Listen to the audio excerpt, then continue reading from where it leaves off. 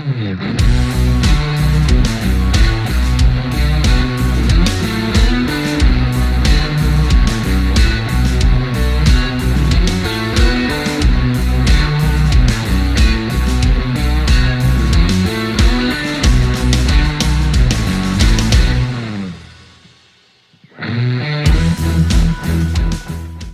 everyone and welcome to today's video. So in today's video I got just a few kind of maintenance slash preparing for some upgrade items that I'm working on. Yesterday I went to a junkyard, and that's one of my favorite places to go and get parts for the Escape. There's lots of Escapes in the junkyard, so I can get parts there pretty cheap and usually find the things that I need. There's a few things I need to go to the dealership to buy if they're, you know, specialty fasteners and whatnot, but for off-road upgrade kind of stuff, you know, I can use a lot of stock parts off of vehicles that are there. So a couple of things I got is a rear trailer hitch. So right now the Escape really doesn't have any kind of a recovery point on the rear. So if I get stuck, there's not a good place to put a tie strap on and pull the vehicle out. Maybe if you climb underneath and get connected to the subframe or something, but if I'm stuck in a mud hole, you're not going underneath to tie to something like that. So a trailer hitch is a great place to use as a recovery point. So I got a trailer hitch. It's going to take a little bit of cleaning up because it's got some rust on it. So I'm just going to take a wire wheel to it, clean that rust off, throw a fresh coat of paint on it, and bolt that on. Then I also got an air conditioning compressor because last time I was out, this bearing here got full of mud on my Escape, and it's really sloppy now and it's making a lot of noise. And this one's tight. I mean, I don't have any play at all that I can feel in that. It turns nice and easy. The compressor itself, it sounds good, feels good. So I'm gonna replace the one on there with this one to fix that issue. Then I also got 5 new wheels, 5 new rims, or used rims really. You can see that they need to be cleaned up. So I'll get those cleaned up. And I got a 16-inch wheels for the Escape. Right now it has 17-inch wheels, but the 16-inch wheels gives me a little bit more sidewall for the same height tire, and more sidewall is good for off-roading. But also the tires are about $50 cheaper a piece for 16-inch wheels compared to 17-inch wheels. So with that alone, the wheels really paid for themselves. 5 new wheels with 5 new tires will cost less than just the tires for 17-inch wheels. So I think that's a really good move. And my Escape has the tire pressure monitor system, and these wheels are TPMS capable. But I'm going to remove the sensors and just put regular valve stems in these wheels and not use TPMS when I'm off-roading. You know, when you're off-roading, you usually drop the tire pressure anyhow, so the light would be on anyhow. And you know, I'm pretty good about keeping an eye on my tires when I'm driving on the street, and you know, every few weeks I check them and put air in them anyhow, so I really don't need TPMS. So anyhow, I'm gonna get these parts cleaned up. I got some new tires coming, so you'll see those probably in the next video.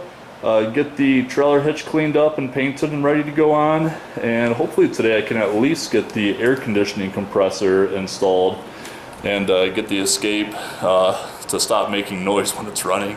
So let's get started on all that.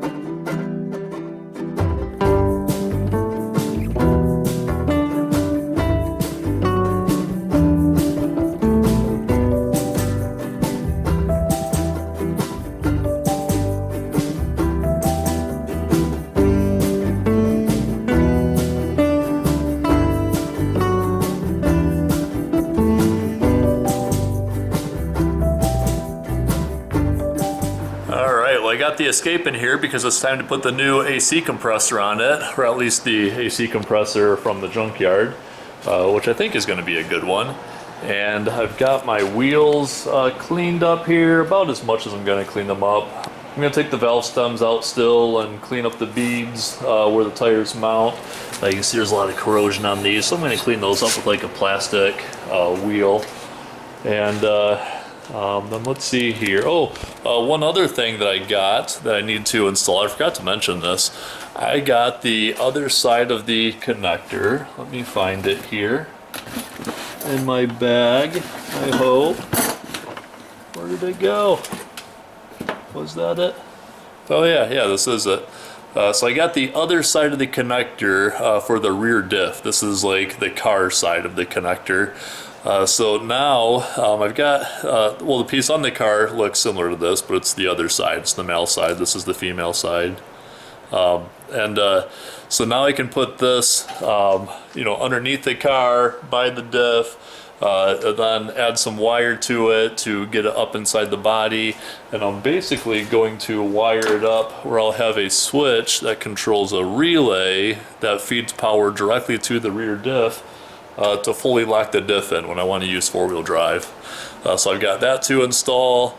I have my trailer hitch here. I cleaned that up and threw a fresh coat of paint on it, so it looks clean. I didn't get all the rust off, but it looks clean. But tonight's project is just getting the air conditioning compressor installed on here.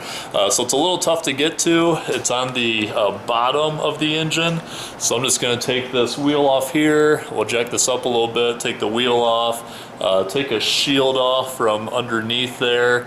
And at that point, the air conditioning compressor is actually pretty accessible from underneath. So, you know what? Let's fire this up and I'll let you hear what it sounds like.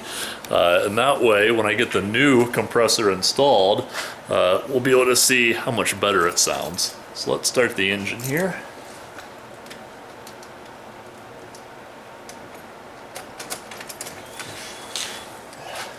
All right, let's start the engine.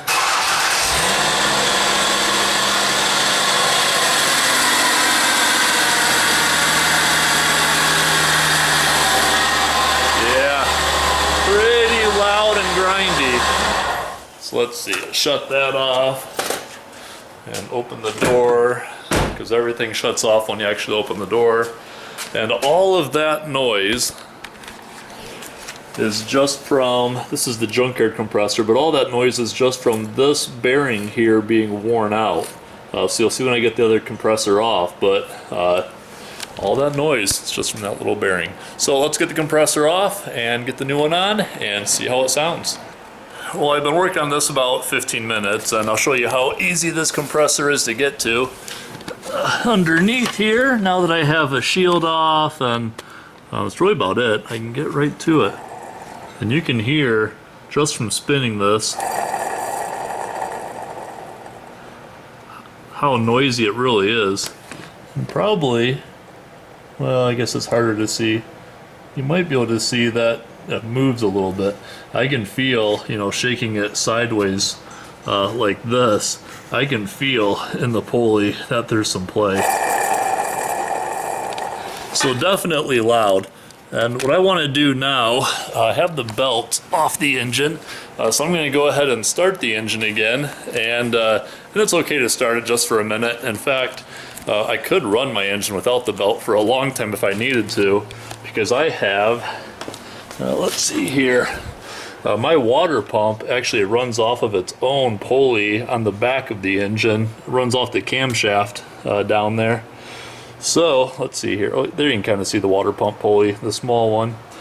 So I could run my engine for a long time without having the main serpentine belt on it, but I just want to run it for a second to make sure it's much quieter and that there's not something else in addition to the AC compressor that it needs. So let's see here, get the key in the ignition and start it. Oh yeah, so nice and quiet there. I mean, it sounds just like any other engine starting, so that's good. I mean, either way, it needs a AC compressor, but now I feel good about when I put this other one on, the engine's actually going to be quiet. So let's get this other one off the floor and bolt it onto the car. Alright, so now I've got some real show and tell for you.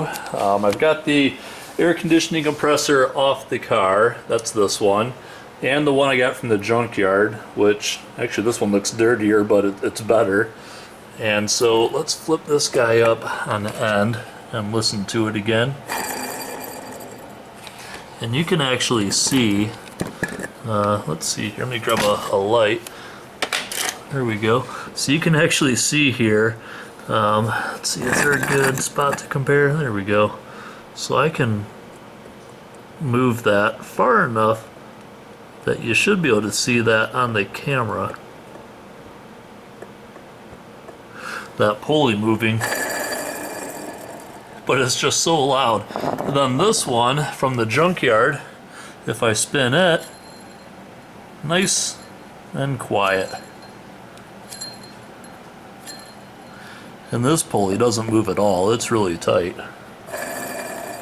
So there's our noise. Yep. Now the way that these air conditioning compressors work is that this is a electromagnet clutch on the front. So this is just a pulley that, I mean, the belt rides on this, and when the AC compressor is not engaged, it just spins. When the clutch is activated, so this area will grab the pulley, and then this inner part here turns, and that's the actual compressor part.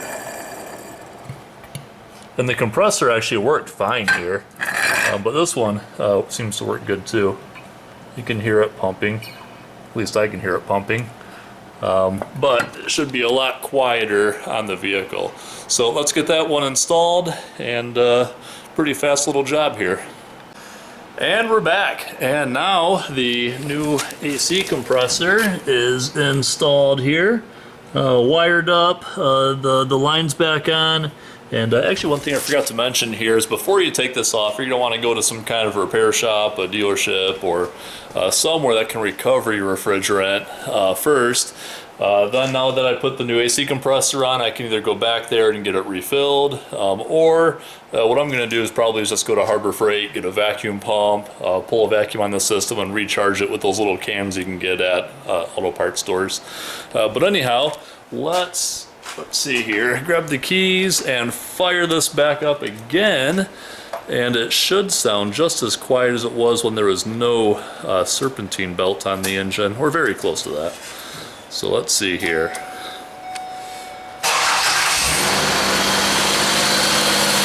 Oh yeah, nice and quiet. That's good. So that's one more job down. Just got to get the AC refilled, but you know what? It's beginning of March. It's not going to be warm here for a couple of months yet, so I got a little bit of time to do that. But yeah, going to get the shield back on underneath, put the tire back on, and this job is done. Then, let's see, maybe I'll start wiring up the rear diff unit tonight. Or actually, I got to clean these wheels up a bit more since those tires are coming in a couple of days. I'm going to work on that and save the rear diff wiring for another night. Or maybe on Saturday, we'll see. But anyhow, going to get back on those wheels and yeah, get them cleaned up.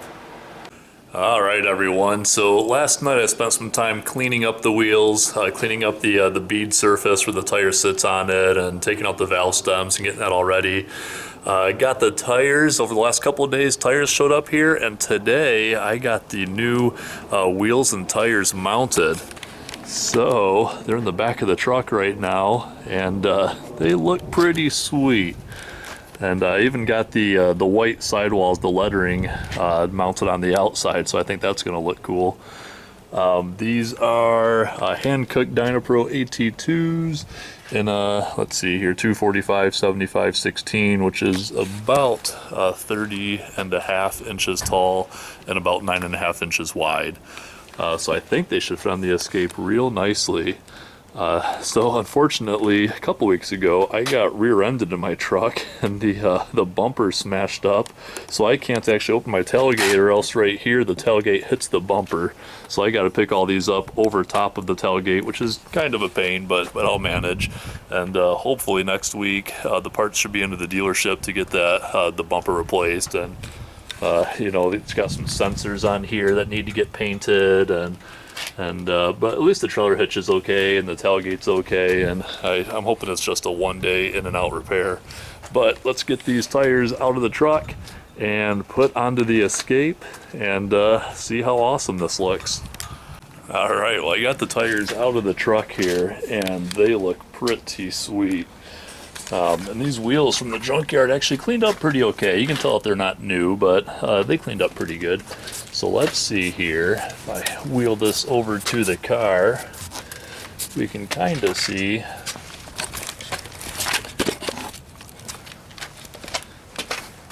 So here it is next to the car, and it's kind of hard to see. Actually, I'll go to the other side. It's really tight over here. So let's wheel this over where we have more room.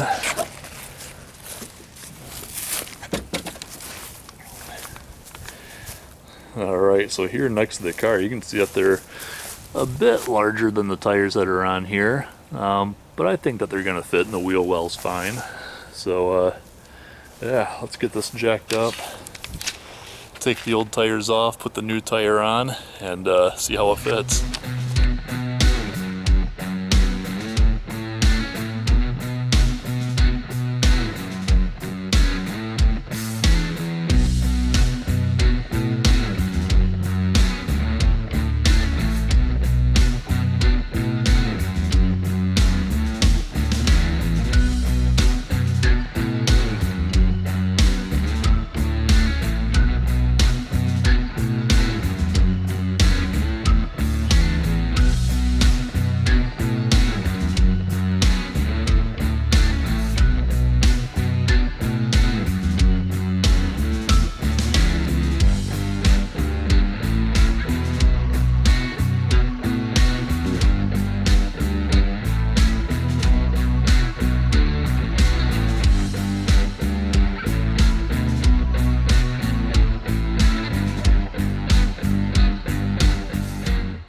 Alright, well, these new tires look much more awesome on the Escape. And now that I have a couple of the old tires off, it's a little bit easier to see how much larger the new tires are.